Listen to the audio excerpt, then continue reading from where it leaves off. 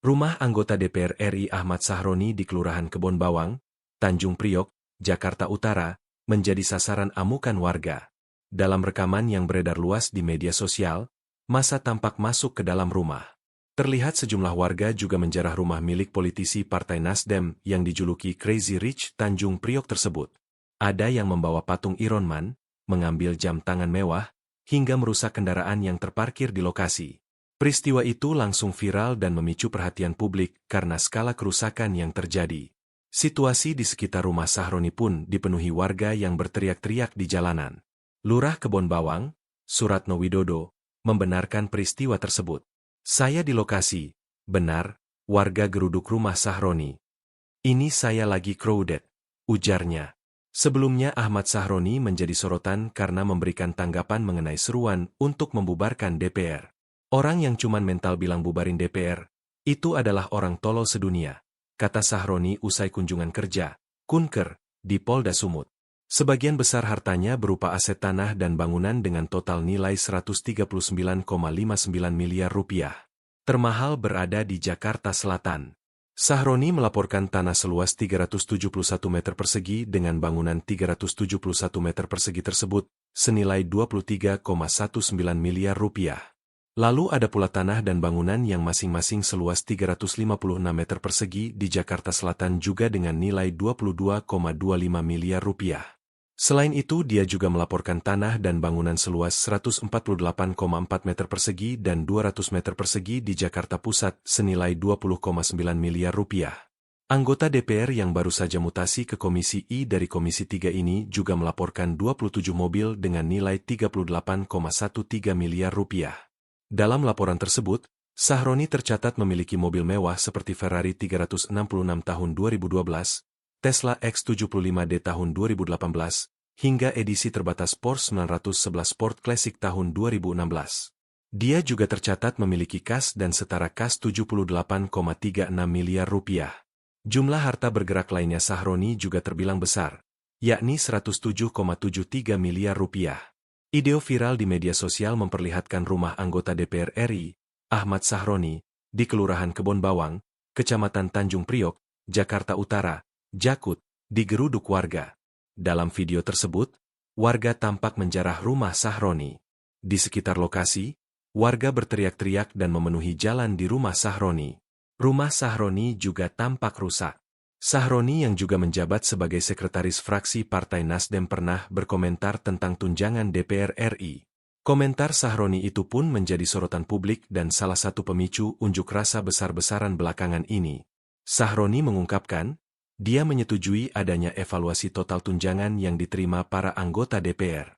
Saya dukung evaluasi tunjangan yang diterima anggota DPR RI, setuju evaluasi secara total, kata Sahroni saat dihubungi. Jika evaluasi itu terjadi, Sahroni memastikan semua tunjangan hingga gajinya akan diserahkan ke rakyat. Dia pun berharap anggota DPR lainnya dapat berbuat hal yang sama. Untuk saya semua gaji dan tunjangan dari dulu selalu saya berikan kembali ke masyarakat. Itu wajib, ucap dia. Semua gaji dan tunjangan yang saya terima, meski nanti dievaluasi, tetap akan saya kembalikan ke masyarakat, lanjutnya. Nama Ahmad Sahroni bukan lagi asing di telinga masyarakat. Ia dikenal sebagai anak kampung yang dulu tumbuh di kawasan sederhana di pesisir Jakarta Utara. Kehidupannya yang penuh keterbatasan membuatnya terbiasa bekerja keras sejak kecil. Dari menjadi pengantar nasi bungkus, sopir ojek, hingga sopir pribadi orang kaya. Semua pekerjaan ia lakoni demi bisa bertahan hidup. Tidak ada yang menyangka, bocah dari kampung nelayan itu kelak akan menjadi sosok yang rumahnya dijuluki seperti istana. Bagi tetangga lamanya, kisah hidup Sahroni adalah sumber inspirasi. Banyak yang masih ingat bagaimana ia dulu mengendarai motor tuanya dengan penuh semangat, meski hujan deras mengguyur. Bahkan ada yang bercerita, Sahroni sering membantu orang lain di tengah kesulitannya sendiri. Itulah sebabnya, sebagian orang memandang kekayaan yang kini ia miliki sebagai buah dari kerja keras dan ketulusan masa lalu. Namun, semakin tinggi pohon, semakin kencang angin yang menerpanya. Seiring ketenarannya, cerita miring pun ikut bermunculan. Ada yang berbisik-bisik mempertanyakan dari mana sumber kekayaannya berasal. Mereka yang iri merasa ada rahasia besar di balik pintu gerbang rumah megah itu. Isu-isu bertebaran di dunia maya, memicu perdebatan sengit antara yang memuji dan yang mencibir. Di tengah riuh komentar publik, Sahroni tetap berjalan dengan tenang. Ia seringkali terlihat menghadiri acara resmi dengan pakaian elegan, senyum tersungging, seolah tak terpengaruh oleh ocehan orang. Baginya, komentar negatif hanya bagian kecil dari perjalanan panjang hidupnya.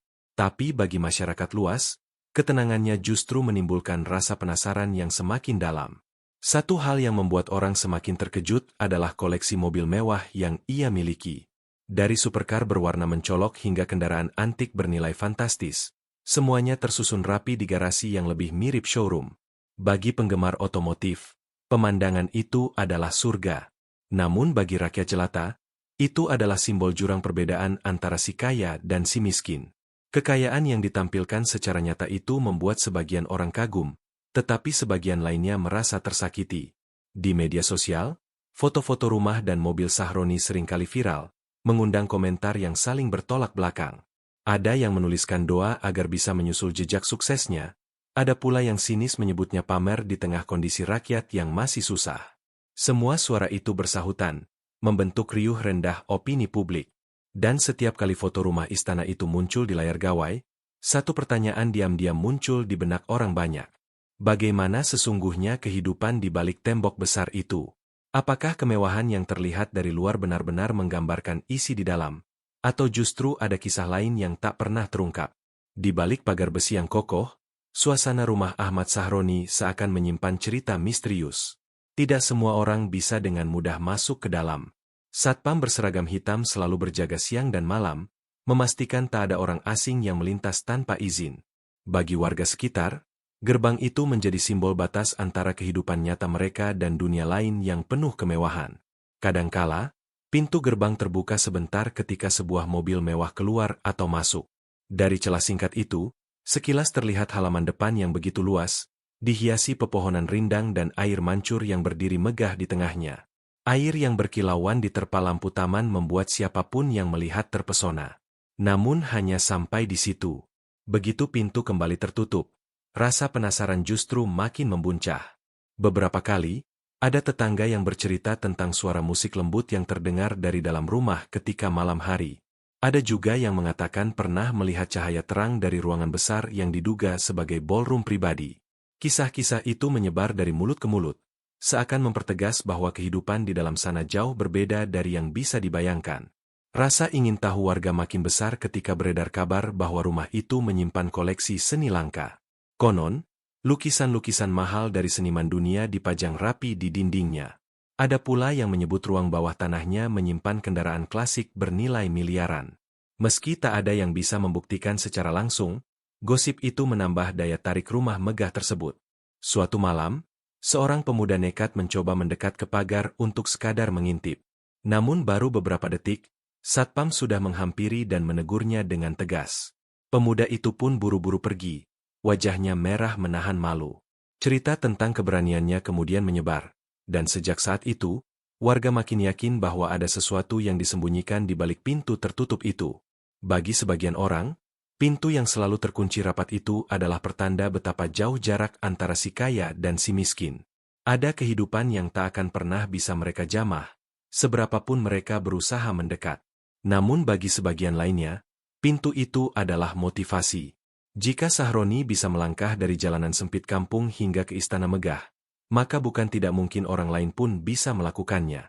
Tetapi, semakin lama pintu itu tertutup, semakin besar pula imajinasi publik. Mereka mulai bertanya-tanya, apa sebenarnya yang terjadi di dalam rumah itu setiap hari? Apakah hanya sekadar kehidupan glamor seorang pengusaha sukses? Atau ada cerita yang lebih dalam, yang sengaja dijaga rapat agar tidak pernah keluar ke dunia luar? Suatu siang yang terik, gerbang rumah Ahmad Sahroni terbuka lebih lama dari biasanya. Sebuah truk besar masuk membawa barang-barang yang ditutup rapat dengan terpal hitam. Warga sekitar kembali berkerumun, mencoba menebak-nebak apa yang ada di dalamnya. Ada yang berbisik bahwa itu kiriman furnitur baru dari luar negeri, ada pula yang menduga itu koleksi mobil tambahan. Misteri itu semakin menambah aura magis rumah megah tersebut. Seorang wartawan lokal pernah mencoba mencari tahu lebih dalam tentang isi rumah itu. Ia mengikuti dari kejauhan, mencatat setiap aktivitas yang bisa terlihat dari luar pagar. Namun hasilnya nihil. Rumah itu seperti benteng, rapat tanpa celah untuk mengintip lebih jauh. Ia hanya bisa menuliskan artikel singkat, menyoroti bagaimana kehidupan mewah seorang anak kampung bisa berubah drastis hingga seakan tak masuk akal. Di dalam rumah, suasana sesungguhnya berbeda dari yang dibayangkan orang banyak. Ruangan-ruangan luas dengan dinding putih berornamen emas berdiri megah, dihiasi lampu kristal raksasa yang menggantung anggun. Karpet tebal menutupi hampir seluruh lantai, membuat setiap langkah terdengar hening. Namun meski penuh gemerlap, ada nuansa sunyi yang menyelimuti, seakan rumah sebesar itu terlalu lapang untuk ditempati. Di salah satu sudut ruangan, Sahroni duduk sendiri sambil memandangi jendela besar yang terbuka ke arah halaman. Dari kejauhan, ia melihat kerumunan warga yang selalu penasaran dengan kehidupannya.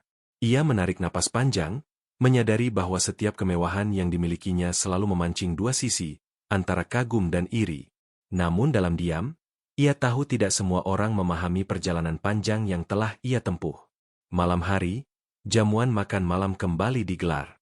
Tamu-tamu penting datang dengan pakaian elegan, disambut oleh cahaya lampu yang menyilaukan.